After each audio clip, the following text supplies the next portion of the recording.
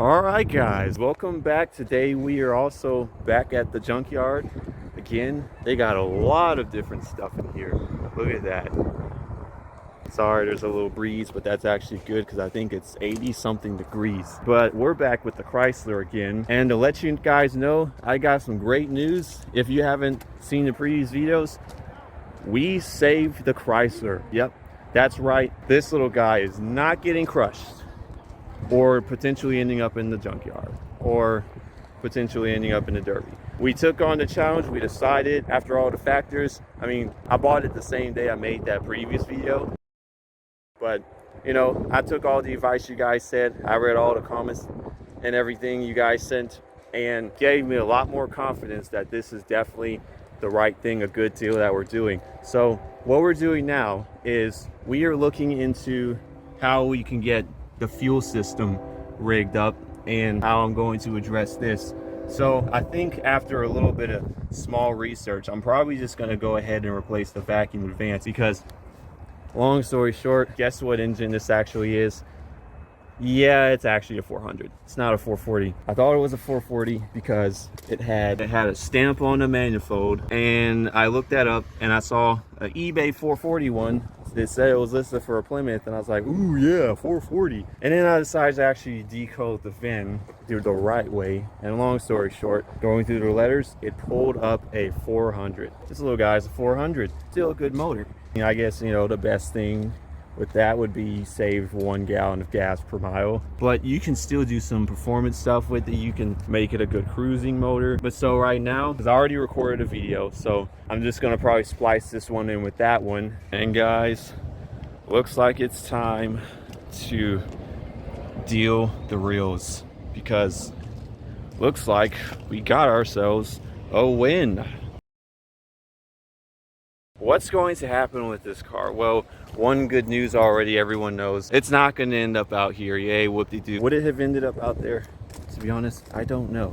I really don't know. But if it didn't end up out there, would it even have been? I don't know. I mean, because once again, someone could definitely look at this as a, oh goodness gracious, the rock. Someone literally could look at this as a derby vehicle. Like, look at this. I mean, you know, it's really not that bad of rust, honestly. But look at that. It's, you know, it's not the most cosmetically nice classic, but it's really not even the worst, honestly. I mean, look at that. You see the brake drums. I believe those are drums. See the brake drums right there. It doesn't even look like surface rust. I mean, yeah, there's, you know, technically surface rust, but it's very minor. You know, of course, this is going to need some work. Probably going to get rid of some of that nasty weld spots right there. Luckily, the oil leak kind of protected the frame a little bit. You know, blah blah blah. But like, honestly, oh sorry, I'm probably getting a terrible view. This really isn't that bad. It's really not all that bad. I mean, what does that side look like? Does it look clear? If it does, then amen. And then look at that oil filter Wex. No, it's STP. Whoops, it's STP. My bad. And this thing has curb feelers. A little bit of a classic thing there. Let's see. Let's look under. It has a transmission leak, and well, you can see that giant piss puddle of oil right there. Kind of lets you know. So we definitely have to do a pan gasket at some point. Once again, I mean, look under this thing. It doesn't look that bad. It really doesn't. You know, don't let the outside rust scare you. Don't let that scare you, even though it looks terrible. But the frame is solid enough. I mean, there's another rust spot right there, you know, but that's nothing that we can't fix. That's just part of the floor. Yeah, see, that's just part of the floor. That's not really anything structural. It's just floor stuff. I mean, the rockers honestly aren't really bad. I mean, look at these rockers. They're really not all that bad. And this, you know, once again, that's just mostly cosmetic. I mean, heck, this is straight. You know, it's not all that bad. This dent could easily be pumped out. I mean, you know, you got a little rust right here. It looks like potential Bondo work. We could do some rehab on that. You got your free weight reduction here, which honestly, you could, if you really wanted to, you could just cut out. You could just cut here, weld into there, and weld up some new metal. Gotta figure out where this goes, what this is for. Oh, it looks like some kind of ground. Probably ground for that light right there. I mean, this thing has classic cereal bowl hubcaps, metal cereal hull, steel, aluminum, whatever you want to call it, probably aluminum. This right here, I've realized something about this car. The paint job is fake. If you look in here, well, actually, first of all, I mean, look, the paint's metallic. There's no way they were painting metallic cars in the 1970s. That's already one giveaway. And then two, you look right here, you can tell that's not an original paint job because look, it's flaking like so easily and bad. It's just tearing, and you can see the original under there. See, that's the original paint right there. This has been repainted at one point. You can kind of see the little blend line between here and there. Yeah, it's been repainted, which actually that makes it better. It means I don't have to feel bad about cutting into the paint work, buffing or doing whatever, or you know, welding and stuff. Honestly, it's really not that bad. I mean, this is your worst spot. You know, we'll figure all that out at some point. We'll figure that out, and you know, we'll take some sanders and grinders and do what we need, and we'll probably cut this part out, cut all this and weld, practice welding. This will be the bodywork vehicle. This will be the bodywork experimentation, and then you could easily take a sandblaster, get all this right here. And exhaust is let's see. Oh, it's not all wiggling around. That's good, I guess. Shows it's somewhat sturdy. Undercoated. I think it's been undercoated because you can see that old dry rotted protection, what it looks like. It has a busted tail light, so unfortunately we cannot save that. I mean, glove box. You know what, since we have the keys, we'll see if this glove box opens, because I want to see what's inside here. Going to bet's probably this key. Come on. Yes! Oh, look at this. What? No way. What? Torque tables, complete cylinder head torque specification for domestic, imported, and passenger cars and trucks. Velcro. What? Don't tell me this is for a 1973. What? Don't tell me this is for a 1973 Chrysler. Come on now. Quality engineered for reliable performance. Your Chrysler is designated and engineered by Chrysler Corporation. Whoa, this is probably the what? There's no way this is the 70s owners. What? Oh, half of our problems are already solved. Look at this. OG owner's manual. I mean, yeah, you know, it's like 50 years old. I mean, it's 50 years old. It's, you know, some pages are probably falling apart, but look at this. This is no way. What? Look at this. Oh, brother, look at this. This is ridiculous. I'd say this is a win. What else is here? Some old mirror. Not gonna lie, I should probably get a glove. Okay. Now I got a glove. Saving with, what is this? Oh, that's probably some bank information. Yep, that's some bank information. I don't think there's anything on it though. There's probably nothing on it. Light bulbs, sketchy pick. Wonder if there's any antique stuff, antique coins in here. That would be cool. I don't know, let's just see a bunch of garbage kind of at this point. What's this? What the Wendy's? What is this? Double plate, double prize, Wendy's. This is the old-fashioned Wendy's though. What is this? I don't know if these are of any value as far as like historical reasons, but probably not. Oh, there we go. Probably a door lock. Well, I can tell one thing. This person was definitely probably a fan of Wendy's. This owner's manual, looks like it's complete. I think this is going to be our score. And got to figure out what this even goes to. But still, it's better than nothing. It's way better than nothing. So far, I'm just taking measurements. I already took a measurement of one hose. The evap hose is about 3/8 of an inch coming out from here.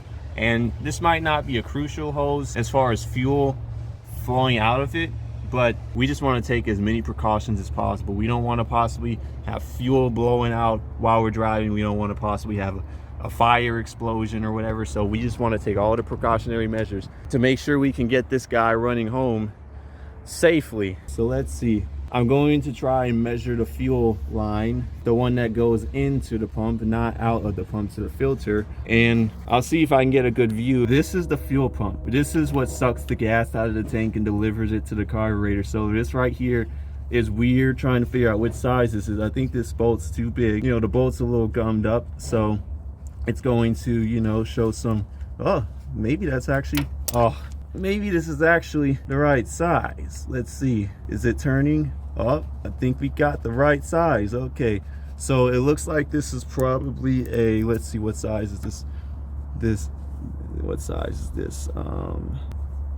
Ah, great. Is it listed on the thing? I don't even know if it's listed on the... well, sorry. It looks like I'm gonna have to get back to what size this is because I don't know. Looks like it's some sort of maybe a 10 millimeter possibly. Okay, I got the socket on.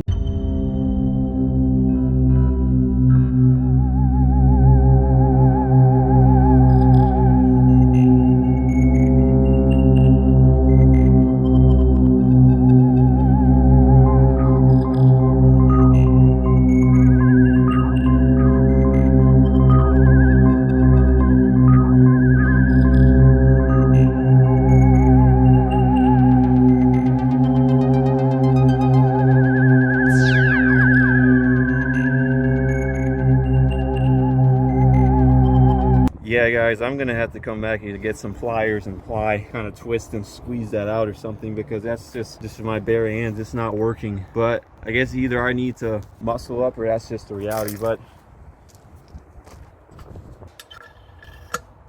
well, looks like I'm gonna wrap it up. But before we do, let's see if this thing cranks. Well, let's see how well it cranks, and let's see if it does crank because the battery's there. And I don't know how much power or juice it has. We can see if it has that authentic motor starter that I keep hearing about, that old school starter. Okay, get out of here, fly. Okay, let's see if we got something. Oops. Yeah, I guess a fly wants to join the journey. Stupid bug. But all right, so according to the, I think this is the starter key. I think this is probably the starter key. So let's see if this does anything. It does something. Oil light came on. Let's see if it cranks. Oh, it does crank. Look at that. Okay. Well, as much as I like to try, as much as I would like to keep cranking. Sorry, my camera's shaky. I need to eat, and I need to probably get out of here. They're about to close, but yes, it does crank. But, well, because we are operating on extremely limited resources, I'm not going to crank this thing too long. But if I even put this in the video, or if it even makes it to the end of the video or whatever, there you go. That's the 1973 Chrysler Newport. So to answer the question, 73 Chrysler Newport, correction, 400. Will it be saved? Will we save it? Answer, yes. Will it live a new life? Yes. Will it start, run, and drive home? We'll have to find out. Honestly, we will have to find out. But I'm gonna be honest, sound pretty clean. Made me feel a little better about stuff. I don't know, but I guess to answer my own question of if the thingy-majogger, friendo thingy, works or something. Oh yeah, how would you work this? Come on. Maybe it's brake actuated. I think I just need to put the key in. Let's see. Okay. Unlock, yes. So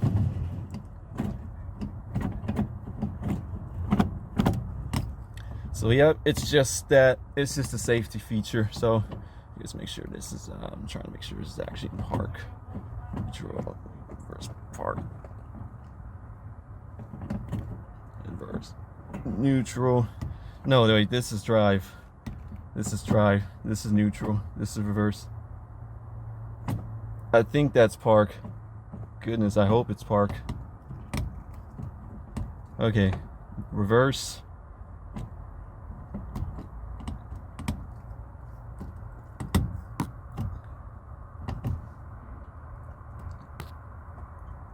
You know what, we're just gonna say that's park. I'll find out anyway. Either way, I'll find out.